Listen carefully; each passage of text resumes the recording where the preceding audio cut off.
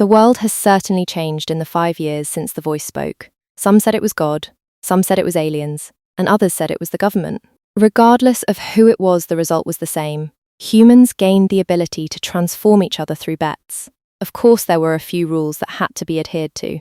Rule 1. A bet must be entered into willingly. No forcing or blackmailing someone into a bet. If a person tried to force someone else into a bet, then they would be transformed into something that they would hate being. Rule 2. You must set a time limit for inanimate and animal transformations. Failing to do so will result in the bet being nullified. Rule 3. A bet may be between multiple parties, and the loser or losers can be on the receiving end of multiple transformations. If this happens, then any transformations with a time limit will happen first, and then a random transformation from those that do not have a time limit will happen. If there are no transformations with a time limit, then a random transformation from the ones given to the loser or losers will happen. Rule 4. People must enter into a bet with the intention of winning it. If a person intentionally loses a bet, then they are transformed into something they would hate being. Rule 5. You cannot cheat to win a bet. If a person cheats, then they will be transformed into something they would hate being. People began to make bets right away, and it wasn't long before they got creative. Soon centaurs, mermaids, dragons, unicorns, satyrs, nagas, cat people, dog people, fairies, hucows, and many others appeared all over the world. Of course, there were people that were turned into statues, mannequins, clothing, chairs, tables, feminine hygiene products, ice sculptures, and many other inanimate objects as well. Then, there were the people that had their age changed, and/or their gender. Finally, there were those that were a combination of 2 or 3. Now on to the story. I sighed as my friends pulled me into the bar. We must have been a sight as I was 50, and my friends were in their 20s in college. "Come on, Rick," Sarah said, pulling my right hand. "You can have a couple of drinks. You deserve it after the year you've had." "I told you that I don't drink," I said with a sigh. "I've never been interested in drinking, and I don't plan to start now." "Well then, you can drive us back to campus since we'll probably be drunk," Michael said with a laugh. "I was going to do that anyway," I said, rolling my eyes. "I'm just not one that likes to go out very much." "Well, you're going to stay with us today," Sarah said with a smile.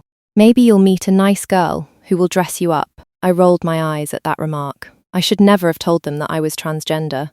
Like I'd meet someone like that in the middle of the day. Besides, she'd have a lot of work to do, and I doubt she'd be able to make me passable. "She wouldn't have to do any work to make you passable if you would accept a bet," Michael said, gently elbowing me. "In fact, the Lions versus Cowboys game will be starting soon. We could bet on who wins." "Great idea," Sarah said with a twinkle in her eye. "Rick, I bet you that the Lions win the game. If you lose, then you'll become a pair of panties for 6 months and be instantly transported to the underwear drawer of the one who will be wearing you." Michael looked a little shocked, but then quickly said, "I'll also bet you that the Lions win the game, Rick. If you lose, then you'll become a girl." With a little sigh, I said, "All right, I'll take the bet. If you two lose, then you'll both become hucows producing chocolate milk for 1 month." "Why chocolate?" Michael said, looking a little bit mad. "Is it because I'm black?" "Not at all," I said with a sigh. "You should know me better than that.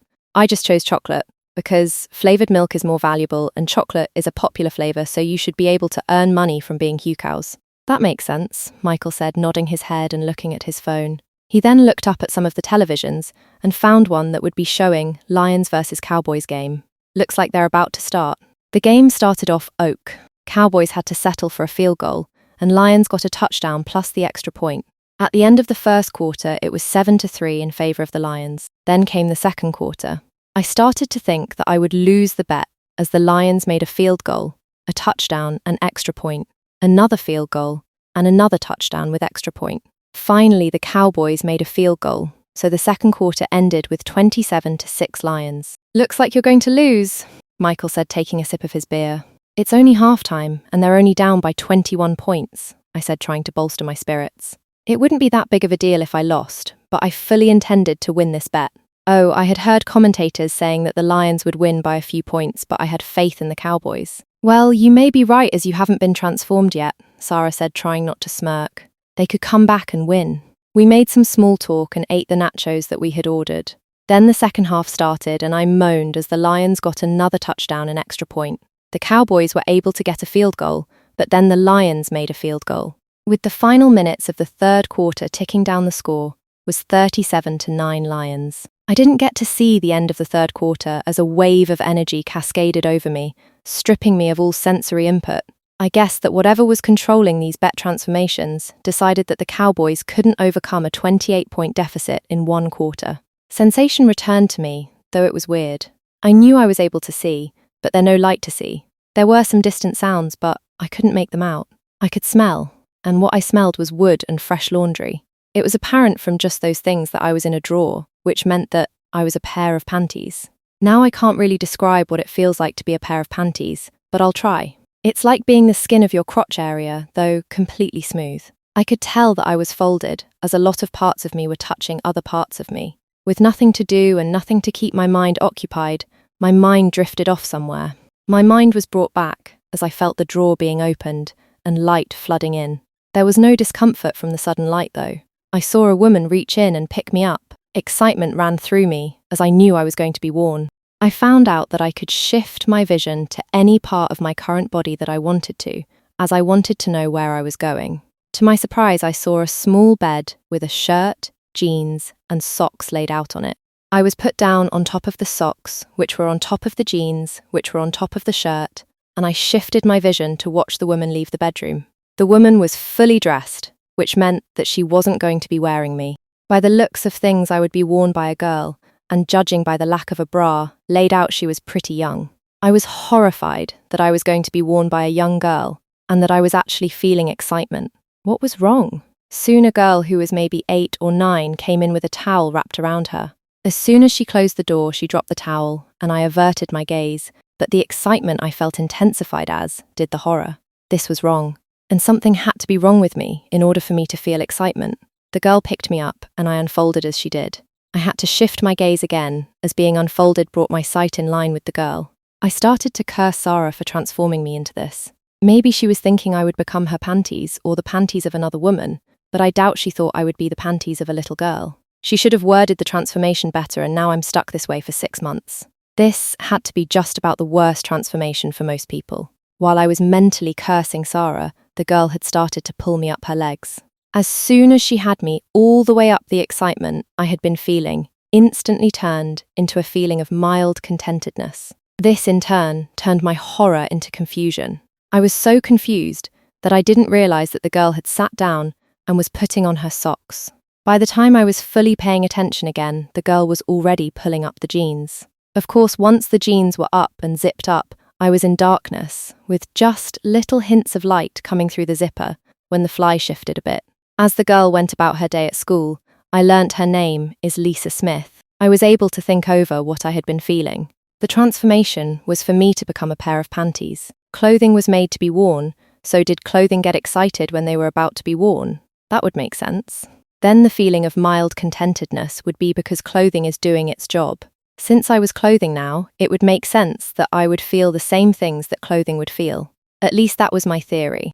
Of course, Lisa had to use the restroom a couple of times throughout the school day, and I wondered if I would feel disappointment when I was pulled down, but I didn't. Later on in the evening, after Lisa had eaten supper, she pulled her jeans down a final time for that day and took them off. I admit that I was curious what it would be like to be worn while Lisa slept. I thought it would be different from being squished by her butt in the hard plastic chairs at school or the hard wood chairs at the dining table. I thought it would be similar to her sitting in a chair or car seat where there was more give, but my thoughts were cut short as she took me off. I was a bit confused. Why was she taking me off? Once she had taken me off, she tossed me onto the pile of clothes she had on that day. My curiosity got the better of me, and I shifted my gaze so I could see her. I saw her taking something out of a package that I hadn't noticed before. She then proceeded to put that on, and I realized that it was nighttime underwear, or pull-ups if you prefer. She must not be able to control her bladder at night. Knowing this, I was relieved that I wouldn't be worn while she slept. I don't want to imagine the feeling of being pissed in when you're not made for that. But that thought made me wonder what the pull-ups felt. My musings were cut short as she picked me and the other clothes up. I hadn't even noticed she had pulled on pajamas. She then tossed us into a clothes hamper, and we were in the dark. Wait, did I just refer to me and the clothing as us? Was my mind slipping? There were times when the hamper was opened again, and more of us were dumped in. In between those times, I just kind of zoned out, not really thinking or noticing anything. Then, the hamper moved as if being carried, and we were dumped out onto a table. I saw Miss Smith sorting us into different baskets, and I realised that she was doing laundry. The experience of being laundered was different. Miss Smith had one of those high-efficiency washers that was also a dryer. Well, from what I saw, she had 2 of them, which meant she could get the laundry done faster. As the washer was high efficiency, that meant that the drum was only partially filled with soapy water, and we were being lifted up by the drum and then falling down with a wet splat to knock the dirt and grime loose.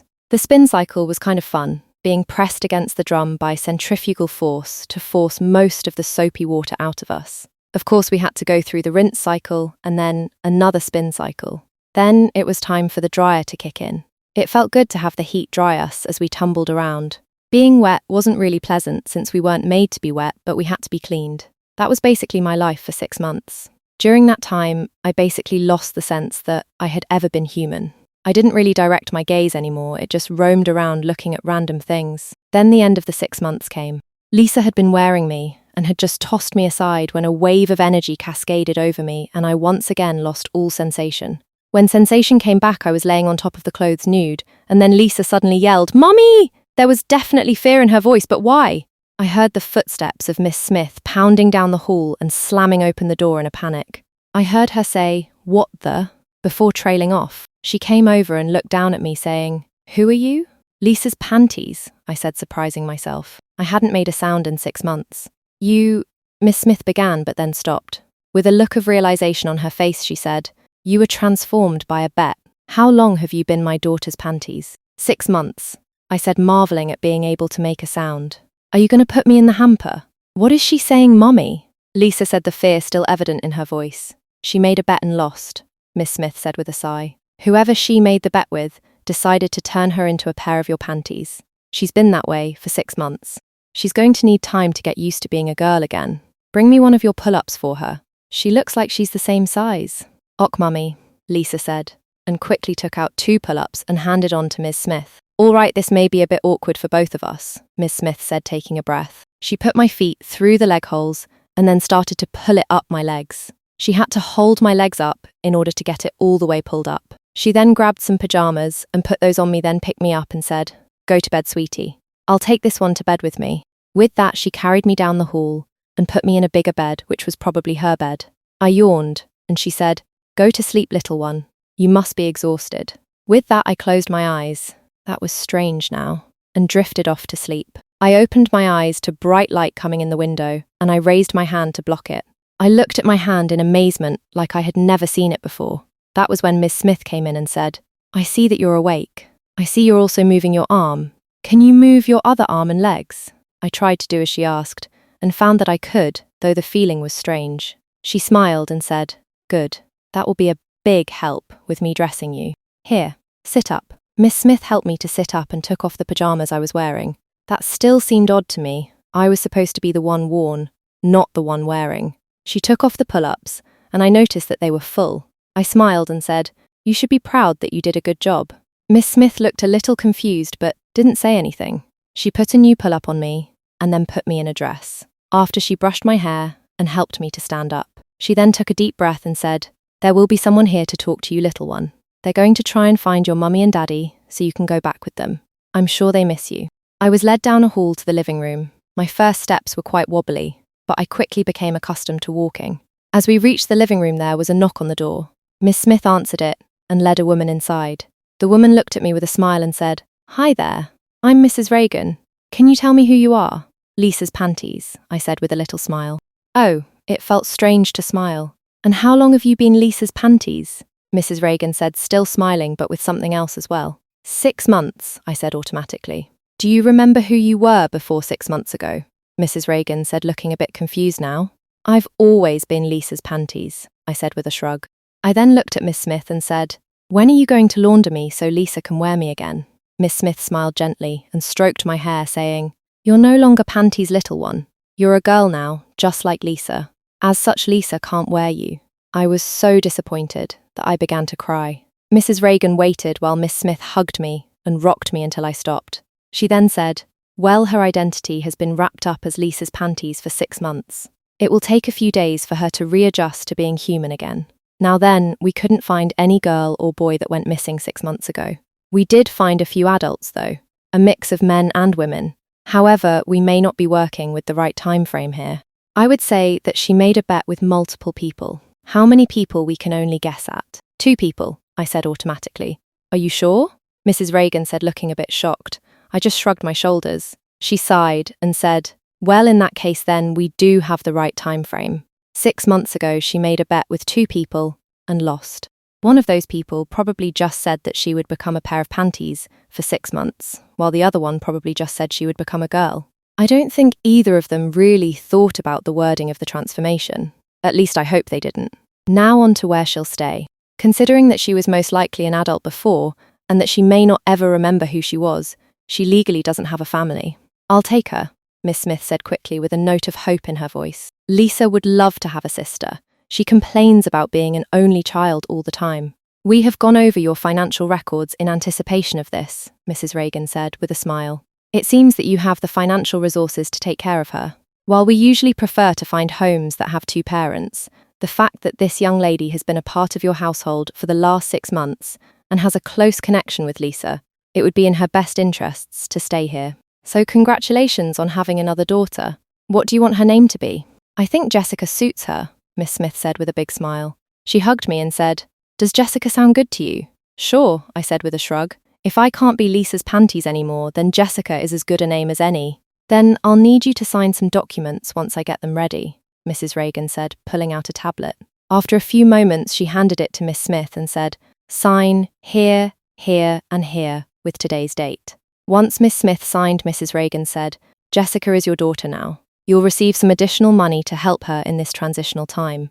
I'll check in periodically to see how things are going. For now, have a nice day. With that, she shook Miss Smith's hand, or maybe I should say Mummy's hand now, and left.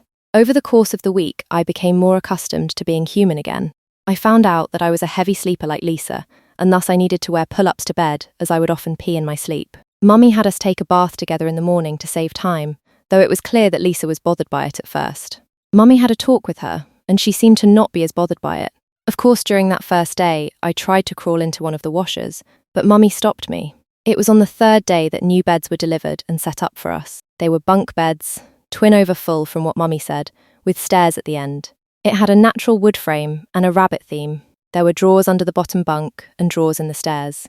Lisa said she gets the bigger bed since she was here first, and I didn't mind. I wouldn't be falling out of the top bunk with the railing in place. Easter Sunday was the next Sunday, after I transformed into a girl. Mummy had gotten us up, and we bathed, as we had been doing for the past week. After we were done, Mummy had us put on dresses. I hate dresses, Lisa said, as Mummy pulled her dress up and buttoned the back. But you need to look pretty for the Easter egg hunt, Mummy said in a soothing voice.